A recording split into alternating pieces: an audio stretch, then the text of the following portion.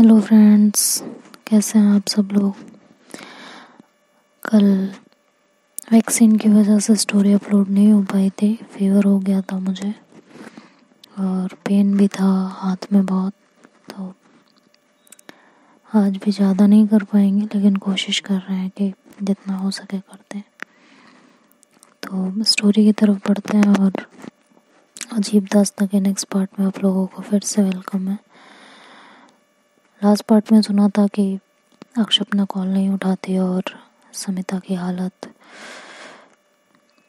बद से बदतर होती जाती है। उनका दिमाग ही नहीं काम कर रहा होता और एक टाइम पे आके वो एकदम शांत हो जाती हैं।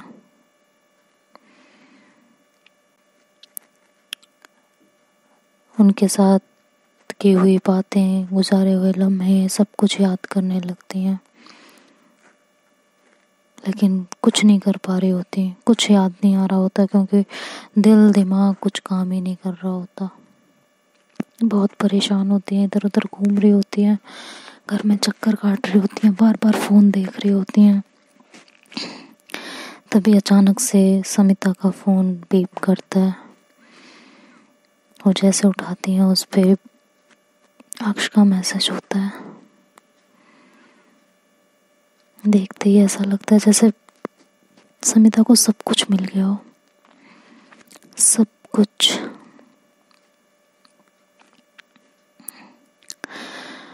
दुनिया की हर खुशी से बढ़ के उस समय अक्ष का मैसेज था उनके लिए।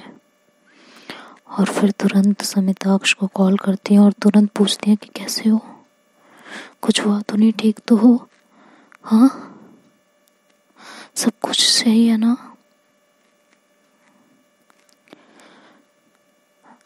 प्लीज बताओ ना।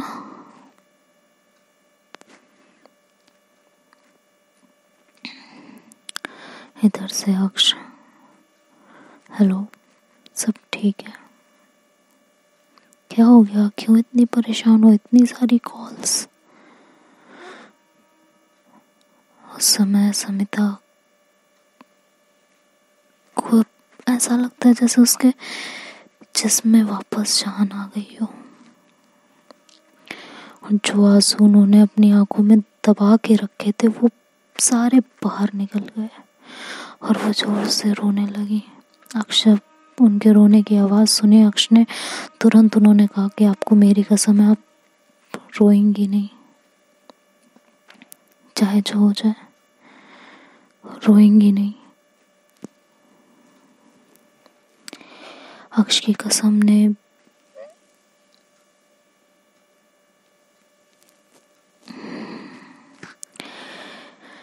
समिता की आंखों से बह रहे आंसुओं पे जैसे बांध बना दिया हो। उसकी कसम ने एक बांध का काम किया था।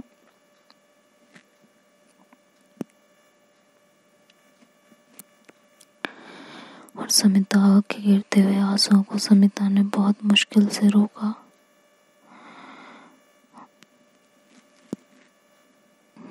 कहने लगी, कहाँ थे यार, पागल हो क्या, सोचा है मेरी क्या हालत हो गई थी, कहाँ थे।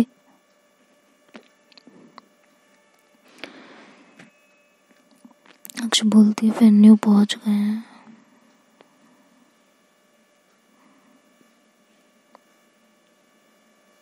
समिता कहती है ठीक है पहुंच गए हो, लेकिन इतनी देर से कहाँ थे, एक बार एक मैसेज तो कर देते। अक्ष बोलती है यार इतना टेंशन क्यों ले रही हो, इतनी बड़ी बात भी नहीं हुई है। क्या हो गया, क्यों इतने परेशान हो। समिता बोलती बस करो, बताओ कहाँ थे, आइडिया भी है मेरी क्या हालत है।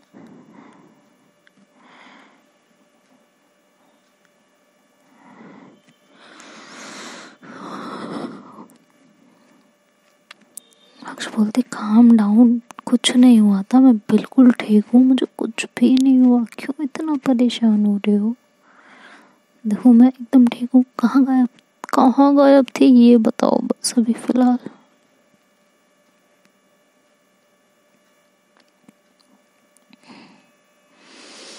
जल्दी बताओ।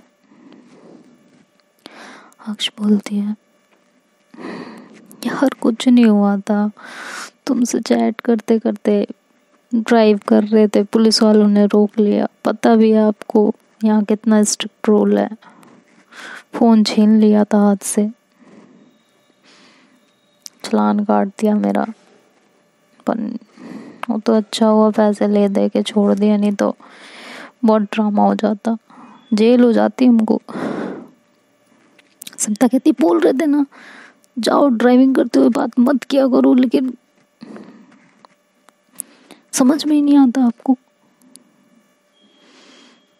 तक्ष कहती है, अरे बाबा बस, कितना गुस्सा, मैं ठीक हूं ना,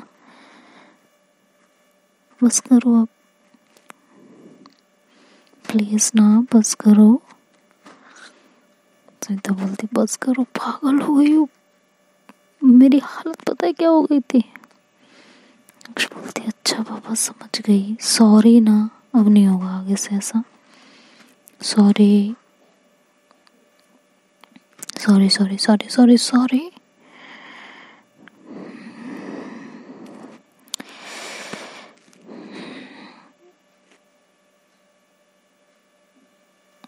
कह रही ना आप कॉल उठा रही हो, ना श्रुति का कोई रिस्पॉन्स था।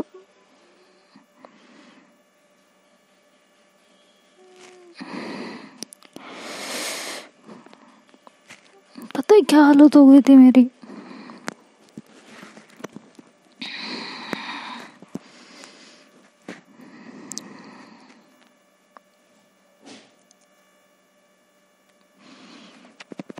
आपको कुछ नहीं समझ में आता, आप सिर्फ अक्ष बोलती है, अरे बाबा सांस ले लो, कुछ नहीं हुआ, मैं बिल्कुल ठीक हूँ, बिल्कुल ठीक, कुछ भी नहीं हुआ है मुझे, ओके।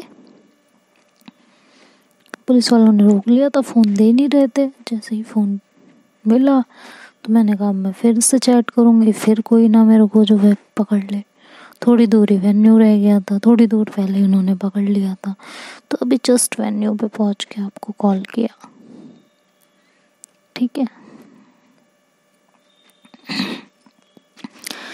तब जाके समिता थोड़ी सी शांत होती हैं, जब उन्हें लग जाता है कि हाँ अक्ष बिल्कुल सही है, उन्हें कुछ नहीं हुआ है, वो बिल्कुल ठीक ठाक है, तब उन्हें शांति मिलती है।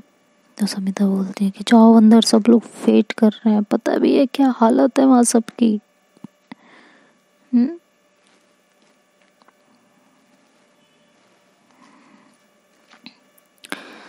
अक्ष की आवाज़ वेन्यू के अंदर जाने की बात सुन के एकदम घबरा जाती है।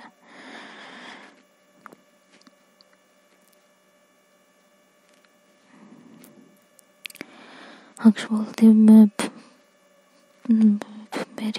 मेरी हिम्मत नहीं हो रही है।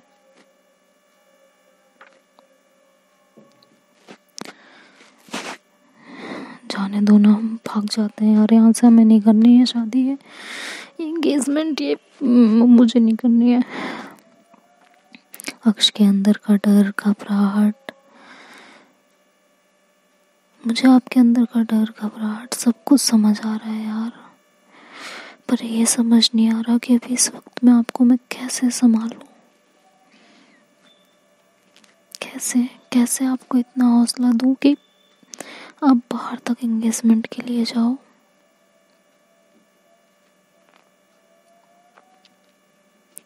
और रोकूं भी तो कैसे रोकूं, इधर श्रुति के मैसेज आ रहे हैं, उनको मैसेज कॉल किया था, उनका अब रिप्लाई आया है कि सॉरी, यहाँ सब कुछ संभाल रहे थे, और कितनी परेशान है वो, उनके अंदर की बेचैनी भी साफ समझ आ रही है।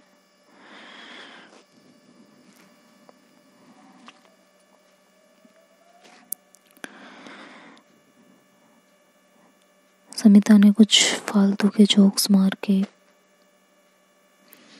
अक्ष को हंसाने की कोशिश की, लेकिन उस समय जो चल रहा था तीनों के दिलों में, वो बेचैनी का बहुत बड़ा कारण था।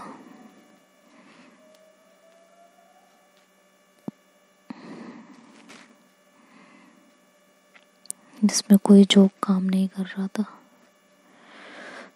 समिता उस समय अपने आप को बेबस और लाचार फील कर रही थी कि वो चाह के भी कुछ नहीं कर पा रही थी। उन्होंने बस अक्ष से इतना कहा, सुनो। अक्ष ने बोला, हाँ। कि जाओ ना, सब वेट कर रहे हैं।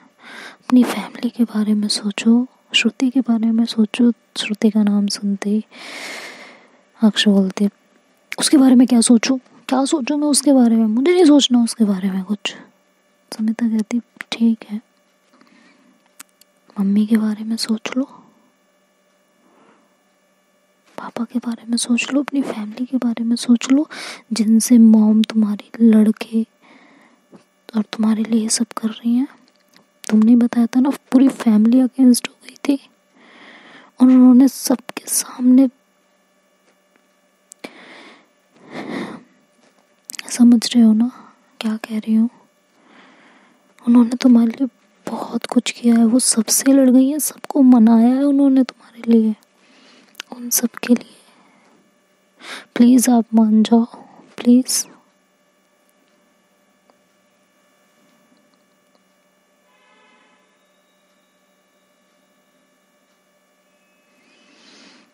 तो अक्ष ने बोला, ठीक है, जाते हैं, लेकिन आप फोन पे रहोगी मेरे साथ। एक गंदा सा जोक समिता ने फिर से क्रैक किया। ओ, फौरन कॉल लग रही है, पता भी है कितना बिल बैठेगा? अक्ष ने कहा, सीरियसली इस समय तुम्हें बिल की पड़ी है? सीरियसली? समिता हंसने लगती है, कहती है अक्ष की, मुझे नहीं पता, कॉल पे रहो मेरे साथ बस।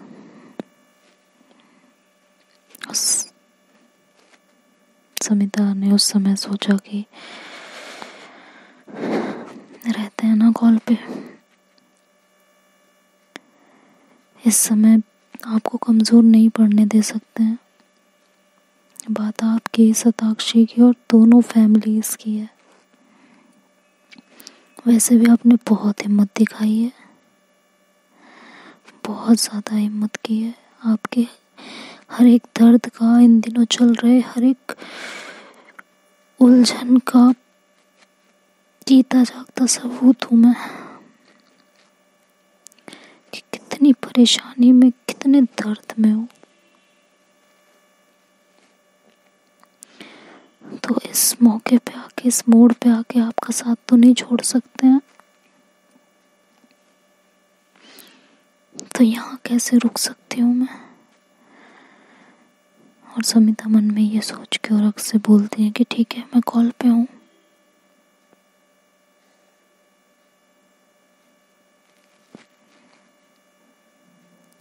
अक्ष अंदर की तरफ पढ़ने लगती है।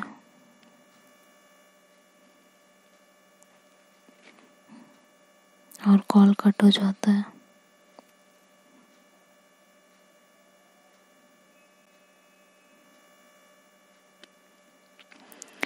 दोबारा अक्ष तुरंत कॉल मिलाती है और कहती है, क्या हुआ, कॉल क्यों कट किया? बोला था ना कॉल पे रहना।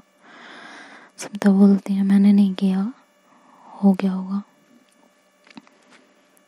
अंदर जैसे ही जाती है तो वहाँ एक सॉन्ग बज रहा होता है, जिसे सुन के समिता इधर हंस पड़ती है और अक्ष कहती है, देख रही हो क्या सॉन्ग चल रहा है? नहीं मतलब देख रही हो? सॉन्ग होता है कि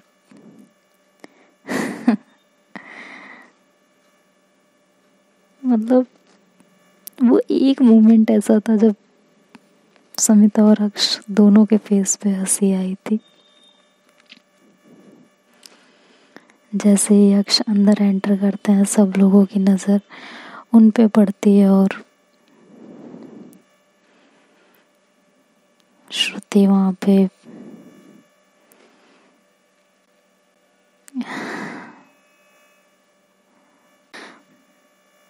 समिता बोलती है, यार सॉन्ग तो बड़ा अच्छा चल रहा है। अक्ष बोलती है, हाँ बड़ा अच्छा चल रहा है, बोलो मत।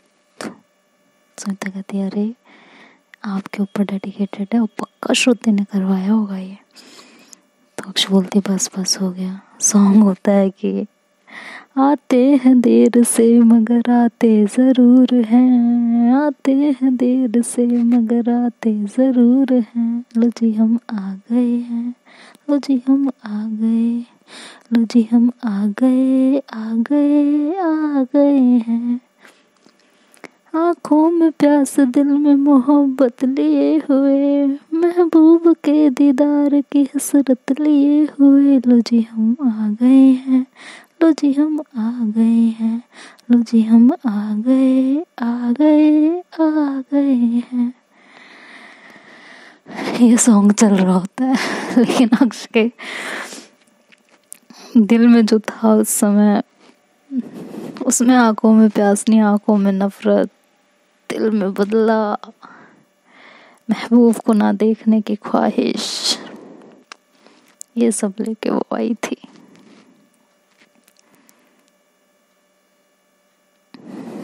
आई ज़रूर थी लेकिन ये सब लेके आई थी गाने के बिल्कुल अपोजिट। और वो समिता से बात करते हुए एक एक कदम आगे बढ़ा रही थी, धीरे धीरे दिल की धड़कन तेज होती जा रही थी। समिता फिर कहती है कि कोई आपको बात करते हुए नोटिस नहीं कर रहा? कहती है नहीं, मैंने ब्लूटूथ लगाया हुआ है तो एयरपोर्ट्स हैं तो किसी को पता नहीं चलेगा, तो आप टेंशन मत लो उस बात की।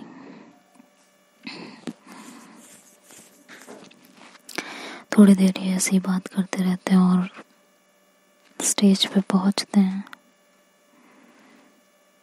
स्टेज पे पहुंचने के बाद अक्ष समिता को बोलती है अब रखते हैं, मम्मी है पास में। समिता भी फिर कॉल कट कर देती है और इस बीच बहुत कुछ चल रहा होता है। दोनों को एंगेजमेंट के लिए स्टेज पे खड़ा कर दिया जाता है।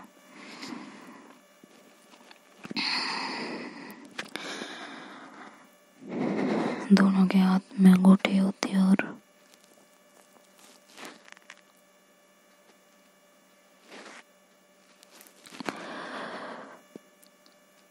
वो अंगूठी एक दूसरे को श्रुति तो बहुत जल्दी पहना देती है, लेकिन अक्ष की हिम्मत नहीं हो रही होती कि उसका हाथ आगे बढ़े और वो रिंग उसके हाथ में वो पहनाए, उसकी फिंगर में वो पहना दे।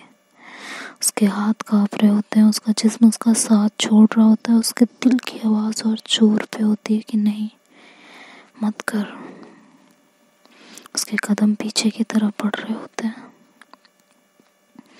लेकिन पीछे सना और अनायशा दोनों खड़े होते हैं।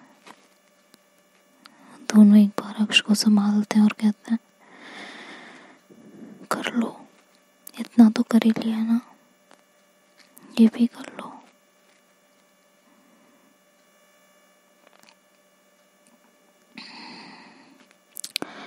अक्ष आंखें बंद करती हैं, आयशा को और समिता दोनों को याद करती हैं, दोनों की बातें याद करती हैं और आंखें बंद करके श्रुति का हाथ जैसे ही अपने हाथ में लेती हैं, उनकी बॉडी में एक अजीब सा करंट होता है। ऐसा लग रहा होता है जैसे कुछ हो जाए, अभी यहाँ कुछ ऐसा हो जाए कि मेरी सांसें मेरा साथ छोड़ दें, आसमान गिर पड़े मेरे ऊपर या धरती फट जाए और मैं उसके अंदर चली जाऊं।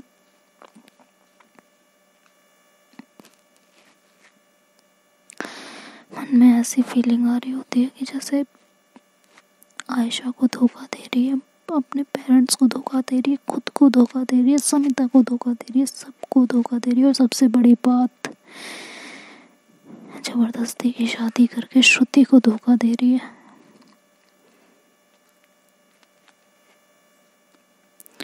श्रुति के लिए अक्ष के दिल में जो एक सॉफ्ट फीलिंग थी जो किसी को दिखा नहीं रही थी, उसे उसके लिए भी डर था कि ये रिश्ता जुड़ेगा तो सबसे ज़्यादा इफेक्ट श्रुति पे होगा, सबसे ज़्यादा परेशान श्रुति होगी। उस बात से वो डर रही थी और एक बार फिर श्रुति का हाथ छोड़ती और सब लोग ये वहाँ खड़े खड़े देख रहे होते हैं। सब लोगों में बातें स्टार्ट हो जाती हैं कि क्या हो रहा है, सब कुछ मन नहीं है क्या इनका करने का, ज़बरदस्ती हुई है क्या। तभी अक्ष की मॉम आगे आती है और अक्ष का हाथ पीछे से आगे बढ़ाती है, उनसे कहती है तुम्हें याद है ना, जल्दी पहनाओ।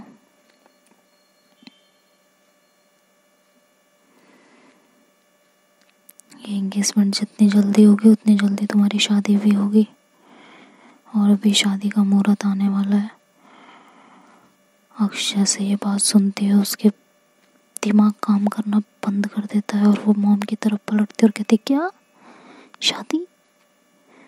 उसकी मॉम बोलती है हाँ शादी आज है, अभी 1 घंटे में। अक्ष के हाथ से वो अंगूठी गिर जाती है और कहती है आपका दिमाग खराब हो गया है, एंगेजमेंट की बात हुई थी शादी की नहीं, शादी की बात नहीं हुई थी मॉम की, ये गलत हो रहा है। वो धीरे से बोलती है क्योंकि वहाँ सब लोग खड़े होते हैं। उसकी मॉम बोलती है फालतू की बकवास नहीं, ये हमारा डिसीजन है और ये फाइनल है। अक्ष एकदम से परेशान हो जाती है और वो स्टेज से नीचे उतरने लगती है और श्रुति की तरफ देखती है और कहती है तुमने ही कहा होगा ना, तुम्हें ही जल्दी है ना सब कुछ, तुमसे ये उम्मीद तो नहीं थी, तुम पे सिर्फ मैंने नहीं किसी और ने भी भरोसा किया था, तुमने उसके भी भरोसे की लाज नहीं रखी, हद है तुम्हारी। और ये कह के अक्ष वहाँ से नीचे उतरती है और वहाँ से जाने लगती है। तभी सना आके उसका हाथ पकड़ती और कहती है ऐसे कैसे जा, कहाँ जा रही हो तुम। अक्ष बोलती है बस बहुत हो गया सना, बहुत। आयशा को भी जब ये बात पता चलती है शादी की तो उसे भी कुछ नहीं पता होता पहले से, वो भी सना पे भड़क जाती है, कहती है तुम्हें पता तो तुमने बताया भी नहीं। सना चुप खड़ी होती है क्योंकि आंटी ने उसे मना किया होता है बताने के लिए। आयशा कहती है ये गलत है, बात एंगेजमेंट की हुई थी, सडन आप किसी के ऊपर शादी का प्रेशर ऐसे कैसे बना सकते हो यार। वहाँ पूरी फैमिली, सारे गेस्ट, सब लोग खड़े थे और ये तमाशा चल रहा था। लोगों के मन में बहुत सारे सवाल उठने लगे थे।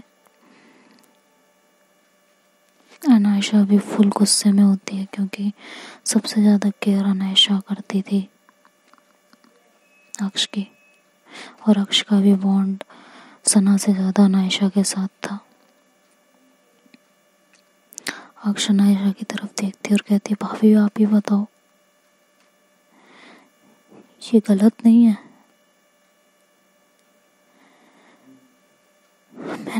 मैंने अभी तक श्रुति से बात तक नहीं की है, आज देख रही हूँ मैं उसे देख के मेरा खून खौल रहा है। और मैं ऐसे कैसे उससे शादी कर लूँ, एटलीस्ट कुछ टाइम तो देते, मैं उससे कुछ बातें क्लियर करनी थी, बहुत सारी चीज़ें क्लियर करनी थी, एक दूसरे को समझने का थोड़ा तो मौका मिलता। सडन एंगेजमेंट के साथ साथ शादी, और क्या श्रुति को पता नहीं होगा। तभी श्रुति वहाँ आती कहती है मुझे सीरियसली नहीं पता इस बारे में कुछ भी। अक्ष बोलती है जस्ट शट अप यार, तुम्हें ना पता हो ऐसा हो सकता है क्या, हर चीज़ की प्रिपरेशन तो तुमने ही की थी ना, कपड़े से लेके डेकोरेशन तक सब कुछ तुमने अरेंज किया था ना, और तुम्हें ना पता हो, मेरे से फालतू की बातें नहीं। अनायशा भी श्रुति को बहुत गुस्से में देखती और कहती है श्रुति तुमसे ये उम्मीद नहीं थी, प्यार करती थी ना तो अपने प्यार को क्या ऐसे कोई पाता है। श्रुति वहाँ चीखती रहती है, चिल्लाती रहती है कि मुझे नहीं पता था इस बारे में कि शादी कराई जा रही है, मुझे भी सिर्फ एंगेजमेंट के बारे में पता था। प्लीज़ बात को क्यों नहीं समझ रहे हो आप लोग। श्रुति श्रुति अपने पेरेंट्स के पास जाती है गुस्से में और कहती है क्या चल रहा था ये, इस बारे में मुझे तो कुछ भी नहीं पता, आप लोग ऐसा कैसे कर सकते हो। सब बहुत गुस्से में होते हैं। आंटी सना को बोलती हैं कि अक्ष को अभी रूम में लेके जाओ, मैं श्रुति को संभाल के आती हूँ। अनायशा बोलती है आंटी अभी भी आपको श्रुति की पड़ी है, अक्ष की नहीं, सीरियसली। और सना तुमने तो अपने दोस्त को ही धोखा दे दिया यार।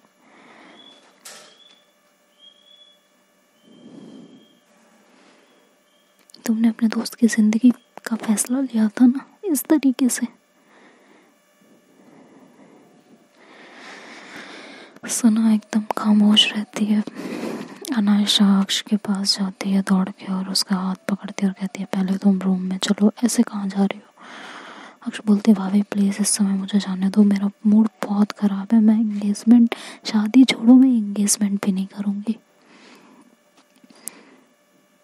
अनायशा उसे पकड़ के एक रूम में लेके जाती है और कहती है यहाँ बैठो तसल्ली से, थोड़ा ठंडी हो जाओ, मैं पानी लेके आती हूँ तुम्हारे लिए। और उसे रूम में बैठा के बाहर से लॉक करके अनायशा पानी लेने चली जाती हैं, क्योंकि उन्हें पता होता है अगर रूम लॉक नहीं किया तो अक्षय यहाँ से भाग जाएंगी। इसमें कोई दो राय नहीं है। तो देखते हैं दोस्तों अब आगे इस स्टोरी में क्या होता है, ये स्टोरी आगे क्या मोड़ लेती है। क्या वाकई श्रुति को नहीं पता था या ये सब की मिली भगत है, ये सब तो नेक्स्ट पार्ट में पता चलेगा। तब तक आप लोगों को वीडियो पसंद आई तो लाइक शेयर एंड सब्सक्राइब करना मत भूलिएगा, कमेंट करके बताना मत भूलिएगा कि वीडियो कैसी लग रही है, स्टोरी कैसी लग रही है, कितना दिमाग घुमा रही है ये स्टोरी आप लोगों का। किसी की तो पूरी जिंदगी घुमा रखी है। खैर बाय बाय, टेक केयर।